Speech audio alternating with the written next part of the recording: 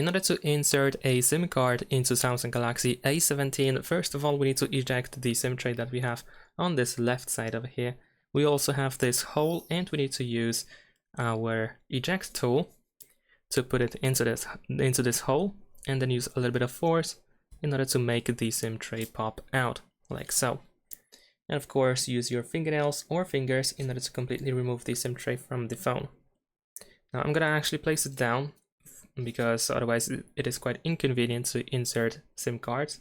Here we have the SIM card number 1, so we can put it in like this. Make sure that it's fully in and that it doesn't stick out or anything. I actually tried to insert it the wrong way, I think. There we go. So make sure that we insert it the correct way. There we go. It's finally in.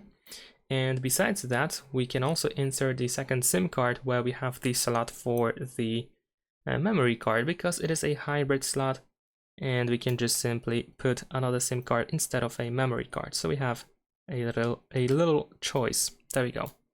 Once we have our SIM card 1 and 2 inserted, we can just put the SIM tray back into the phone.